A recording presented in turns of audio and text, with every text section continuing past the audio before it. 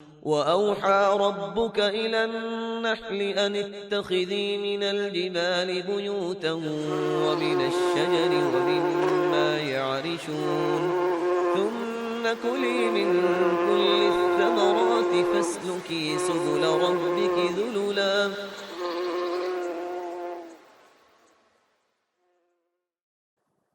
نحمده ونصلي على رسوله الكريم اما بعد فاعوذ بالله من الشيطان الرجيم بسم الله الرحمن الرحيم رب اشرح لي صدري ويسر لي امري واحلل عقدة من لساني يفقهوا قولي وعلى الذين هادوا، اور ان لوگوں پر جو یہودی بن گئے، حرمنا، ہم نے حرام کر دیا، ما قصصنا علیک، جو ہم نے آپ پر پڑھا ہے، جس کا ذکر ہم نے آپ پر کیا۔ کس کی طرف اشارہ ہے؟ آیت نمبر 146 سورۃ الانعام۔ وَعَلَى الَّذِينَ هَادُوا حَرَّمْنَا كُلَّ ذِي ظُفُرٍ، ہم نے ہر ناخن والی چیز یہودیوں پر حرام کر دی تھی۔ وَعَلَى الَّذِينَ هَادُوا حَرَّمْنَا مَا قَصَصْنَا عَلَيْكَ، جو ہم پہلے بیان کر چکے ہیں وہ ہم نے یہود پر حرام کیا تھا، من قبل، اس سے پہلے۔ اور 115 میں بھی آپ دیکھیں جو چیزیں بیان کی گئی ہیں، میتہ اور دم اور خنزیر اور ما اہل لغیر اللہ، یہ بھی یہود پر حرام تھی۔ وما ظلمناہم، اور ہم نے ان پہ ظلم نہیں کیا تھا، ولیکن کانوا انفسہم یظلمون، لیکن وہ اپنی جانوں پہ خود ہی ظلم کرتے تھے۔ اپنی جانوں پہ یہود کا ظلم کیا تھا؟ اپنی جانوں پہ یہود کا ظلم یہ تھا کہ انہوں نے اپنے خود ساختہ تصورات کے تحت کچھ جائز چیزوں کو اپنے اوپر حرام کر لیا تھا، زائد از ضرورت احتیاط سے۔ اور پھر کیا کیا؟ پہلے خدا کے حلال کو حرام کیا، پھر اس پہ قائم نہ رہ سکے، پھر حرام کو حلال کر لیا۔ سمجھ گئے یہ بات؟ یعنی ان کے بڑوں نے کیا کیا؟ چند منہ شگافیوں سے حلال کو بھی حرام کر لیا۔ اور ظاہر ہے جب آپ حلال کو حرام کر بیٹھیں گے تو آپ قائم تو نہیں رہ سکتے اس پر، جائز کو ناجائز کر لیں تو آپ کے لیے مشکل ہے نبھانا اس کو۔ اب جب حلال کو حرام کر لیا تو اس حرام پر بھی صبر نہ کر سکے، جس کو حرام سمجھا اس کو پھر حرام ٹھہرایا نہیں، عمل نہیں کیا، پھر اس کو حلال کر لیا۔ اب یہ دوہرے جرم کے مرتکب ہوئے نا۔ پہلا جرم کیا تھا؟ حلال کو حرام کرنا۔ دوسرا جرم کیا؟ پھر اس حرام کو اپنے اوپر حلال کر لینا کہ ہم اب یہ پابندی برداشت نہیں کر سکتے۔ انہوں نے تو حرام سمجھا ہوا تھا نا، اس لیے اب ان کے لیے اس کو نہ نبھانا بھی جرم ہو گیا۔ ٹھیک ہے؟ مثلا عیسائیوں نے کیا کیا؟ رہبانیت اختیار کی۔ ان کے ہاں کیا کہ شادی حرام راہب کے لیے، ایسا ہی ہے نا۔ پھر پہلے حرام کر لیا اس کو، اور پھر چھپ چھپ کے تعلقات قائم کیے۔ اب ایک گناہ کیا ہوا؟ حلال کو حرام کرنے کا، اور پھر اس حرام کو پھر اپنے اوپر چور راستوں سے حلال کرنے کا۔ تو یہاں ایک نفسیات بتائی گئی کہ کوئی شخص جو دین میں غلو کرے گا، حلال کو حرام ٹھہرائے گا، پھر وہ اس دین کی پابندی نہ کر سکے گا۔ میں اکثر غور کرتی ہوں کہ ہمارے لوگوں کا دین سے پھرنے کا سبب کیا ہے؟ کس چیز کا ریئیکشن ہے؟ لوگوں نے نماز کیوں چھوڑی ہے؟ لوگوں نے دین کو کیوں چھوڑا ہے؟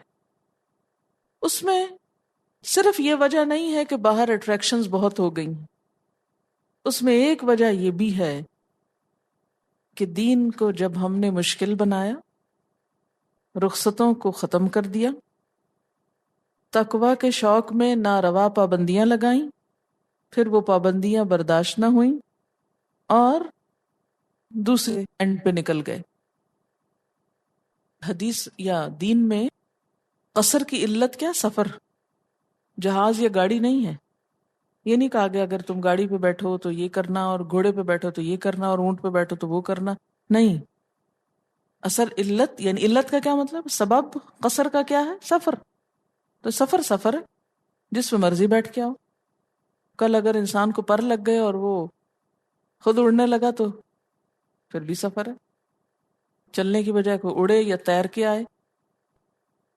تو پھر کیا ہوتا ہے؟ ایسی سختیوں کا نتیجہ ریاکشن، اور انسان دین ہی کو چھوڑ بھاگتا ہے. اسی لیے اللہ تعالیٰ فرماتا ہے ما ظلمناہم، ہم نے نہیں ان پہ ظلم کیا، ولیکن کانوا انفسہم یظلمون، انہوں نے خود ہی اپنے پہ ظلم کیا. ثم ان ربک، پھر بے شک تیرا رب، للذین عملوا السوء، ان لوگوں کے لیے جنہوں نے برے عمل کیے، بجہالت، جہالت سے، ثم تابوا، پھر توبہ کی، من بعد ذالک، اس کے بعد، واصلحوا، اور اصلاح کی، ان ربک من بعدها لغفور الرحیم. آج سب جگہ ہے من بعدها لغفور الرحیم. لغفور الرحیم کا معنی سمجھا دیا کہ وہ لوگ جو نادانی میں، لا علمی میں غلطی کر بیٹھے، گناہ کر بیٹھے، پھر توبہ کر لیں، اور توبہ کے بعد اصلحو، اصلاح بھی کریں. صرف توبہ یہ نہیں، مثلا کہ جو کام نہیں کیے یا غلط کر لیے تو اعتراف کر لیا ہاں یہ غلط ہے. اب صرف توبہ ہی نہیں، کیا ضروری ہے؟ اصلح. ان ربک من بعدها لغفور الرحیم. ان لوگوں کے لیے اللہ تعالیٰ غفور الرحیم ہے، ان کی غلطیاں معاف ہو جائیں گی. ان ابراہیم کان امتا قانتا، بے شک ابراہیم علیہ السلام ایک امت تھے. ایک شخص کو امت کہا جا رہا ہے، جسٹ ون پرسن. اور امت، ہاں، اس لیے کہ پوری قوم میں سے ایک شخص نے وہ سارا کام کر دیا جو بہت سارے لوگ مل کے کرتے ہیں. ایک نے وہ کر دیا، ایک نے وہ اعلان توحید کر دیا، تو وہ ایک ہی امت قرار پایا. قانتن، مطیع تھے. امت کا معنی پیشوا اور قائد بھی ہے. للہ، اللہ کے، قانتن للہ، اللہ کے مطیع تھے. حنیفن، یکسو، سیدھے اسٹریٹ جانے والے، پوری کنسنٹریشن کے ساتھ، فوکسڈ کہ یہ کام ہے میرا، ادھر ادھر نہیں. اچھا ہمارا کیا حال ہوتا ہے جب ہم دین کی طرف آتے ہیں یا ہمارا کوئی مشن ہوتا ہے تو ہم کتنے یکسو ہوتے ہیں؟ مثلا طالب علم کا کام ہی پڑھنا ہے یا نہیں؟ اب آپ پڑھائی چھوڑ کر ادھر ادھر کی چیزوں کی طرف توجہ رکھیں تو آپ کی پڑھائی کبھی نہیں ہو سکتی جب تک یکسو نہ ہو، کاٹ نہ دیں ہر چیز اور ادھر ادھر کی. صرف یہ میرا مقصد ہے. جب تک یہ حنیفن کی صفت نہیں آتی نا انسان میں، زندگی میں کوئی کام نہیں کر سکتا. ہر کام کے لیے یکسوئی چاہیے. ایک کڑھائی کرنے والا آنے جانے والوں کو نہیں دیکھتا کیونکہ اس کی کڑھائی میں خلل آتا ہے. ایک سلائی کرنے والا اپنی توجہ نہیں ہٹا سکتا، لیکن ایک پڑھائی کرنے والا اور قرآن کی پڑھائی کرنے والا ادھر ادھر سے فارغ ہی نہیں ہے. تو پھر حنیفن تو نہ ہوئے نا. اچھا اسی طرح نیت سے یہ حنفیت شروع ہوتی. نیت اندر تنہا ایمان پہ قائم رہے. کوئی ماحول نہیں تھا ابراہیم علیہ السلام کا. لیکن مشکل یہ نا جب ہم خود اندر سے نہیں بدلتے تو جتنا مرضی اچھا ماحول ہو کوئی فائدہ نہیں ہوتا اس کا. پکڑ پکڑ کے لوگ ہمیں سیدھا رکھتے ہیں اور ہم ہیں کہ گرے جاتے ہیں. امتن قانتن، اکیلے ہی اٹھ کھڑے ہوئے سب کی مخالفت کے باوجود، اور پھر جو اٹھے استقامت، ادھر ادھر نہیں پلٹ کے دیکھا، کوئی چیز قدم نہ روکے. حنیفن، یکسو، یہ میرا مقصد ہے زندگی اور مجھے اس کو پایا تکمیل تک پہنچانا ہے. ولم یک من المشرکین، وہ مشرکین میں سے نہ تھے. ہر دفعہ حضرت ابراہیم کو سرٹیفکیٹ ملتا ہے وہ مشرکین میں سے نہ تھے. وہ میرا دوست تھا، وہ اس کا مشرکوں سے کوئی تعلق نہیں تھا. شاکرن، سب سے پسندیدہ صفت بندے کی، شاکرن، شکر کرنے والا، لانعمہ، اس کی نعمتوں کا، اللہ کی نعمتوں کا شکر گزار. تو پھر نتیجہ کیا ہوا؟ اجتباہ، اللہ نے اس کو چن لیا. چنے گئے، اجتباہ وہداہ، اور اس کو ہدایت دی. پیچھے پڑ چکے تھے نا آپ، اللہ کس کو چنتا. ہم چاہتے ہیں نا ہم بھی چنے جائیں. آپ دیکھیں دنیا میں کوئی چنا جاتا نا، مثلاً کوئی کسی بورڈ کا ممبر چن لیا گیا، کسی جگہ کا پریزیڈنٹ چن لیا گیا، وہ لوگ آپے میں نہیں سماتے، پھول اٹھتے. کسی پارلیمنٹ کا ممبر بن گیا، کوئی چن لیا گیا، الیکشن میں کامیاب ہو گیا. آپ نے دیکھا ہوگا کس قدر خوشیاں منائی جاتی ہیں نا چنے جانے پہ. اس میں اس کا کیا کمال ہے، وہ تو اللہ نے دیا سب کچھ. تو اللہ ان چیزوں پہ نہیں چنتا، نہیں، وہ ان خصوصیات پہ چنتا ہے. حنیفن شاکرن لم یک من المشرکین. دیکھیں کتنی گزر گئی نا ہماری زندگی. ابھی بھی اگر ہم حنیفن نہ ہوں، ابھی بھی ہم یکسو نہ ہوں کسی کام میں، ابھی بھی ہمارے ٹارگٹس اور ہمارے اہداف واضح نہ ہوں، کب تک بھٹکتے رہیں گے؟ کب تک لٹکتے پٹکتے رہیں گے ادھر ادھر؟ کتنے دن ہیں اور سب کا رخ آخرت کی طرف ہو چکا ہے. سب کی موت اسے گلے لگانے کے لیے چل پڑی. ہر روز قدم اٹھا کے آگے آ جاتی. کل کی نسبت آج آگے آ چکی اور کل اور آگے آ جائے گی. ہر روز قدم اٹھا کے چل کے آ رہی ہے اور ایک دن آ پکڑے گی. ہمیں اپنے ٹارگٹس بہت کلیئرلی، اپنے اہداف، اپنے مقاصد واضح طور پر آنکھوں کے سامنے رکھنے چاہیے. یہ ہے میرا نشانہ، مجھے یہاں پہنچنا ہے، مجھے یہ کرنا ہے، یہ کر کے مرنا ہے. اور اس کے لیے سب غیر ضروری چیزوں کو کٹ ڈاؤن کر دیں، سب ہٹا دیں، تبھی وہ فوکس ہوگا نا. شاکرن لانعمہ اجتباہ وہداہ الی صراط مستقیم. نتیجہ کیا ہوا؟ وآتیناہ فی الدنیا حسنہ. ہم نے اس کو دنیا میں بھی بھلائی دے دی. کل تو ملے گی، دنیا میں بھی مل گئی. اور ہم دنیا کی طرف بھاگتے ہیں، نہ خدا ہی ملا نہ وسال سنا، دنیا بھی نہیں ملتی. ادھر کو رخ کر لے، دونوں مل جائیں گی. وآتیناہ فی الدنیا حسنہ. اچھا یہ حسنہ کیا تھی؟ کسی ملک کی حکومت ملی تھی ان کو، یا کوئی دولت کے انبار آ گئے تھے ان کے قدموں میں، یا کوئی اس زمانے میں ان کو بڑی مقبولیت مل گئی تھی، شہرت ملی تھی؟ اللہ نے ایک کام لیا تھا، اپنا گھر بنوایا تھا ان سے. بچہ بچہ دنیا کا آج اس گھر کو جانتا ہے، رہتی دنیا تک شہرت ملی. ابو الانبیاء کہلائے. 2 بڑی نسلیں، بنی اسرائیل اور بنی اسماعیل، ہر کوئی ان کا نام احترام سے لیتا. درود شریف میں ہم حضور صلی اللہ علیہ وسلم کے علاوہ صرف ان کا نام لیتے ہیں، نام کے ساتھ. دنیا میں بھلائی دے دی، اتنے لوگ دعائیں کرتے ہیں. وَإِنَّهُ فِي الْآخِرَةِ، اور بے شک وہ، یقیناً وہ آخرت میں لَمِنَ الصَّالِحِينَ، صالحین میں سے ہوں گے.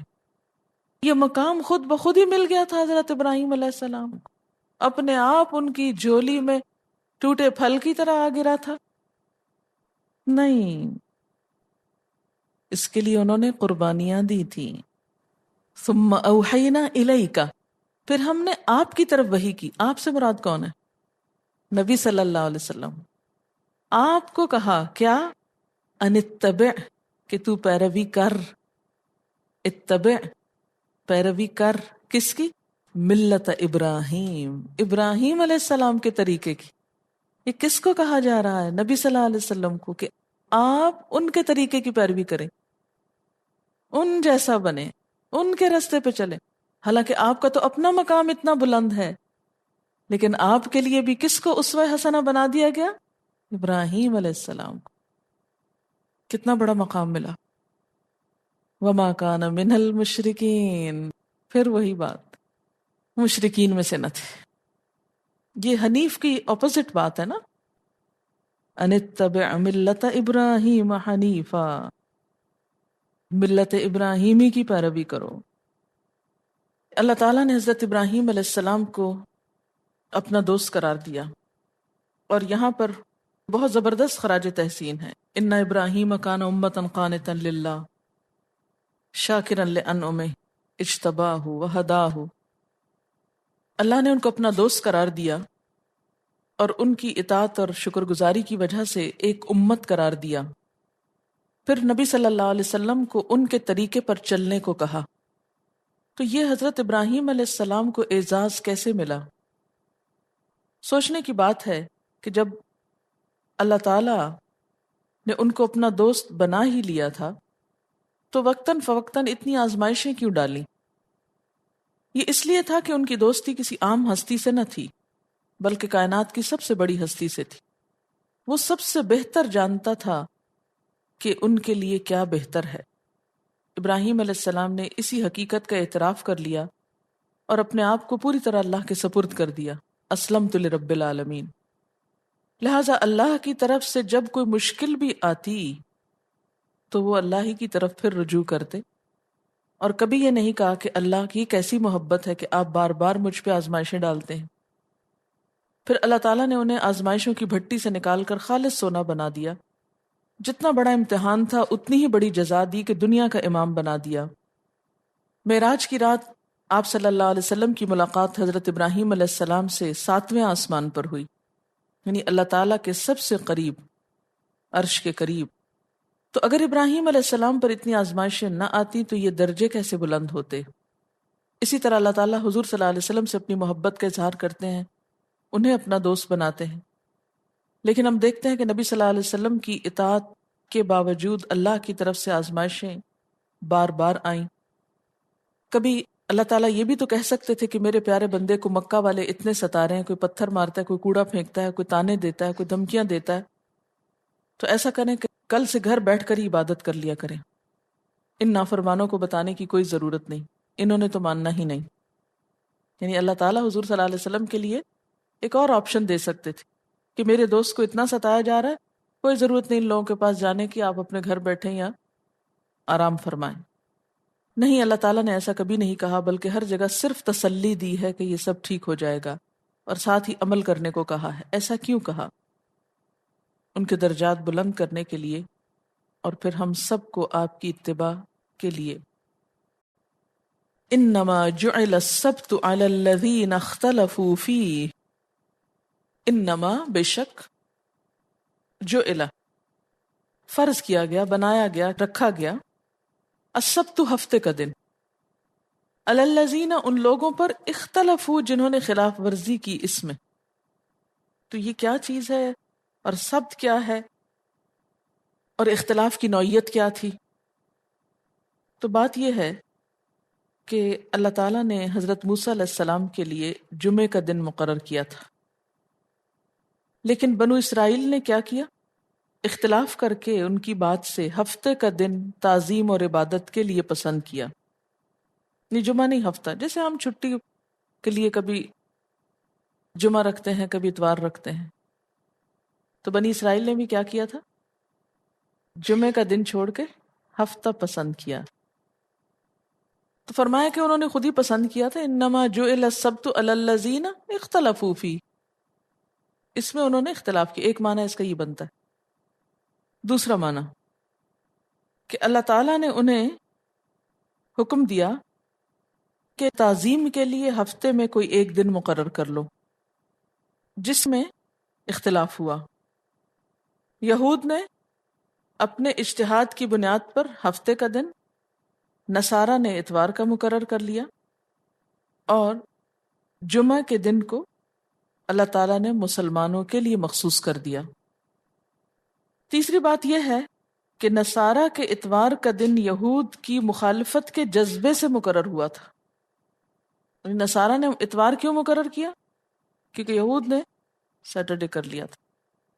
اور جمعہ کا دن مسلمانوں کے لیے اللہ تعالیٰ کی طرف سے مقرر ہوا ہے. اس کا ذکر حدیث میں بھی ہے بخاری کی. پھر یہ معنی بھی کیا گیا ہے کہ سب کا دن جو اللہ نے عبادت اور تعظیم کے لیے مقرر کیا، انہوں نے اس میں حد سے بڑھ کے اپنے لیے پابندیاں مقرر کر لی. یعنی یہ پابندیاں جو تم سبت کے دن میں پاتے ہو یہ اصلاً نہ تھیں. اب ایک اور اینگل سے تفسیر ہو رہی ہے. انما جعل السبت علی الذین اختلفوا فی. اختلفوا فی کا مطلب کیا ہے؟ سبت کے خود ساختہ قانون جو انہوں نے بنا لیے تھے. تو پھر کیا ہوا؟ اللہ نے وہ چیزیں ان پر مسلط کر دی اور پھر وہ ان کی پابندی نہ کر سکے اور مچھلیاں پکڑنے چلے گئے. آپ دیکھیں کہ ایک حدیث میں آتا ہے اللہ تعالیٰ نے اس بات سے منع کیا ہے کہ اپنے اوپر سختی مت کرو، دین کے معاملے میں سختی نہ کرو ورنہ تم پر سختی کر دی جائے گی. تم سے پہلی قومیں اسی وجہ سے ہلاک ہوئیں کہ انہوں نے اپنے لیے خود ساختہ پابندیاں ایجاد کر لی. کیا نفسیات ہوتی ہے کہ اپنے اوپر زائد از ضرورت پابندیاں لگاتے چلے جانا اور وہ پابندیاں جو اللہ نے نہیں لگائی ہوئیں. مثلا اب آپ کہیں کہ دین میں سختی نہیں ہے، نماز کبھی کبھی پڑھا کرو، اتنی نمازیں نہ پڑھا کرو، اپنے اوپر سختی مت کرو، یہ معنی نہیں ہے اس کا. اس لیے یاد رکھیے سختی کیا ہے، یہاں سختی کی ڈیفینیشن کیا ہے؟ ہر وہ حکم جو اللہ کے حکم سے بڑھ کر ہو، اس سے زیادہ ہو. جو کچھ اللہ تعالیٰ نے ہمیں کرنے کو کہا ہے وہ ہمارے لیے سختی نہیں ہے، وہ دراصل کیا ہے؟ ہماری ضرورت ہے. بالکل ایسے ہی ہے جیسے ایک شخص بیمار ہے تو ڈاکٹر اس کو دوا دیتا ہے کہ یہ ایک ٹائم پر 1 چمچ دوا پی لو، اور وہ کہے میں جلدی ٹھیک ہو جاؤں 2 پی لیتا ہوں.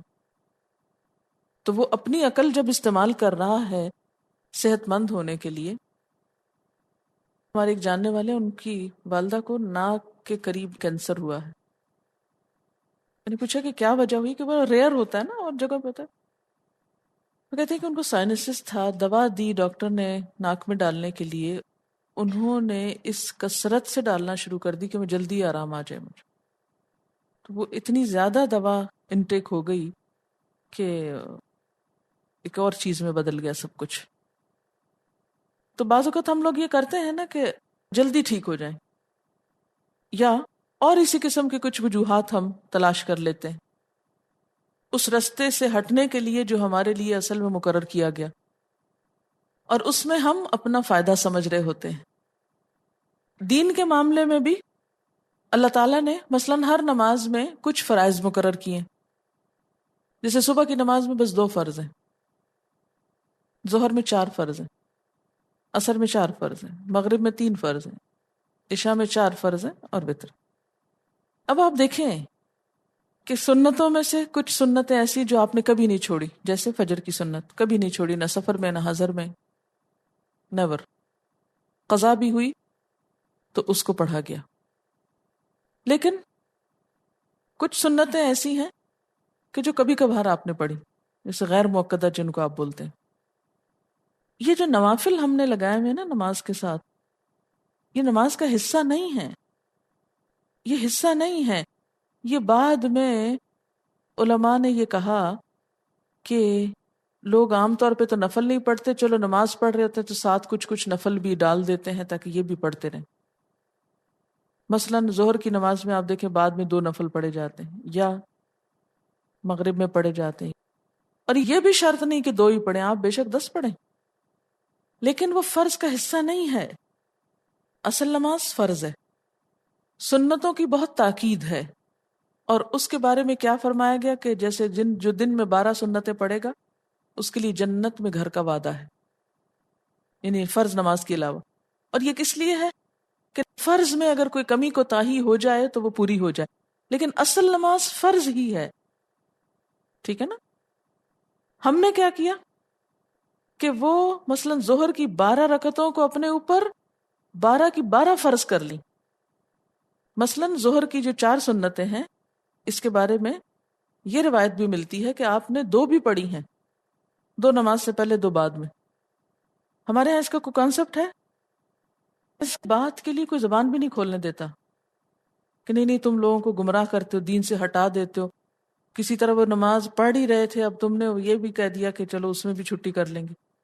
اور پھر اعتراض کریں گے دیکھا نا جب سے تم نے کہا نا تو کوئی 4 پڑھتا ہی نہیں، حالانکہ میں خود 4 پڑھتی ہوں، کبھی 2 بھی پڑھ لیتی ہوں۔ اب ایک رخصت ہے تو لوگوں کو بتانی چاہیے نا، کیوں نہیں بتاتے؟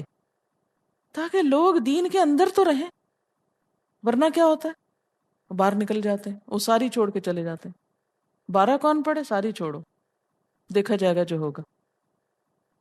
اس طرح کی کچھ چیزیں یہود کے علماء نے لوگوں کے اندر نیکی تقوی کی کثرت کرنے کے لیے کچھ ایسی پابندیاں اور لگا دی تھیں کہ جن کو فرض کے درجے میں لے لیا گیا تھا، اور اس سے ادھر ادھر ہونا خارج از دین قرار دیا گیا۔ جو یہ نہیں کرے گا دین سے نکل گیا، آج یہی سمجھا جاتا ہے نا۔ اچھا جیسے وطر میں بھی رخصت ہے، جیسے 1 پڑھ سکتے ہیں، 3 پڑھ سکتے ہیں، 5 بھی پڑھیں کبھی، لیکن ہم نے ایک جو پیٹرن عام سادہ بنا لیا 3 کا، تو نہ ہم اس سے نیچے جاتے ہیں نہ اوپر جاتے ہیں۔ اب اگر کہیں کوئی 1 پڑھے اس کی نماز ہی نہیں ہو۔ اچھا اب یہ جو رخصتیں ہیں، مثلا اگر آپ بچوں کو کہہ لیں بھی 1 پڑھ لو، پڑھو صحیح نماز 1 پڑھ لو، کیونکہ گھبراتے ہیں نا کہ سونے کا وقت ہے، اب اتنی لمبی نماز کون پڑھے۔ لیکن ساتھ ساتھ آپ ایسی ان کی تربیت کریں کہ وہ نوافل بھی پڑھیں تو شوق سے پڑھیں، مارے بندے نہ پڑھیں، ان پہ بوجھ نہ ڈالیں۔ یہ صرف بطور مثال ایک بات میں کر رہی ہوں۔ اسی طرح ایک شخص آیا، کہنے لگا کہ مجھے روزے رکھنے ہیں اور میں تو سارا مہینہ روزے رکھنا چاہتا ہوں، صائم الدہر ہونا چاہتا ہوں۔ آپ نے فرمایا نہیں، ہر مہینے کے 3 روزے رکھ لو، وہ ایام 20 کے، اور ہر نیکی 10 نیکیوں کے برابر ہے۔ تم نے اگر یہ 3 کی پابندی کر لی نا، گویا تم نے سارا مہینہ روزے رکھے۔ آپ نے اس کو نہیں رکھنے دیے سارے مہینے میں، کیوں؟ اس لیے کہ پھر وہ غافل ہو جائے گا گھر والوں کی ضروریات سے اور اپنے فرائض سے اور باقی چیزوں سے، کیونکہ انسان برداشت نہیں کر سکتا اتنا کچھ۔ اسی طرح ہر معاملے میں، تو اگر ہم دین کو دیکھیں تو ہمارے دین میں اتنی وسعت ہے، اتنی سہولت ہے۔ آپ صلی اللہ علیہ وسلم نے فرمایا انما بعثت بالحنیفیت السمحۃ السہلۃ، انما بے شک، بعثت میں بھیجا گیا ہوں، بالحنیفیت آسان یکسو دین کے ساتھ، دین حنیف کے ساتھ، السمحہ جس میں بڑی وسعت ہے، السہلہ جو بڑا آسان ہے، پریکٹیکل ہے، جو کیا جا سکتا ہے، جو کسی پہ بوجھ نہیں ہے۔ آپ اپنے روزمرہ کے کاموں کے ساتھ اس دین کو لے کر چل سکتے ہو، لیکن جہاں ہم پسندیدہ چیزوں کو، اچھی چیزوں کو فرض کے درجے میں لے آئیں گے اور لازم کر دیں گے، اور جو اس سے سرے منہ انحراف کرے اس پہ گمراہی کے فتوے لگائیں گے، تو وہ دین عمل کے قابل ہی نہیں رہے گا، پھر مشکل ہو۔ آپ کو پتہ ہے نا کہ اگر پانی کم ہو تو صرف 1 دفعہ آپ ہاتھ دھو کے، 1 دفعہ منہ دھو کے، 1 دفعہ بازو دھو کے، 1 دفعہ پاؤں دھو کے آپ کا وضو ہو سکتا ہے۔ 1 کپ سے، جو مگ ہوتا ہے عام طور پہ نہانے والا، اس سے آپ کا پورا وضو ہو سکتا ہے۔ اچھا ہم اگر 1 مگ پانی دیکھیں، ہم کو کافی نہیں، ہم کہتے ہیں وضو تو ہو ہی نہیں سکتا۔ جب وضو نہیں ہو سکتا تو ہم اللہ تعالیٰ کہتے ہیں کہ وضو ہی نہیں ہو سکتا تھا، نماز ہی چھوڑ دیں گے۔ پھر اسی طرح کہ نہیں پانی تو تیمم کر لو، نہیں ہمارا دل نہیں مانتا، کوئی تسلی نہیں ہوتی تیمم پہ۔ تو اصل میں یہ جن چیزوں کو ہم نے پہلے دین میں فرض کا درجہ دیا، پھر اس کی پابندی نہ کر سکے، پھر اس میں اختلاف کر لیا اور معاملہ خراب ہو گیا۔ یہود کو اللہ نے سزا دی تھی اس چیز کی۔ انہوں نے کیا کیا؟ نیکی اور تقوی کے اظہار کے لیے کچھ ایسی چیزوں کو دین کے اندر کھینچ لائے جو اصل میں دین نہ تھی، پھر ان کی پابندی نہ کر سکے، ان کے خلاف جانے لگے۔ اللہ نے کیا کیا؟ وہ ان کے اوپر پابندیاں لگا دی، کرو اب، کر کے دکھاؤ۔ وہ نہیں کر سکے۔ فرمایا وَإِنَّ رَبَّكَ لَيَحْكُمُ بَيْنَهُمْ يَوْمَ الْقِيَامَةِ، تیرا رب ہی ان کے درمیان فیصلہ کرے گا قیامت کے دن، فِيمَا كَانُوا فِيهِ يَخْتَلِفُونَ، جن معاملوں میں یہ اختلاف کرتے رہے۔ وآخر دعوانا ان الحمد للہ رب العالمین۔ سبحانک اللہم وبحمدک، نشہد ان لا الہ الا انت، استغفرک ونتوب الیک۔ والسلام علیکم ورحمۃ اللہ وبرکاتہ۔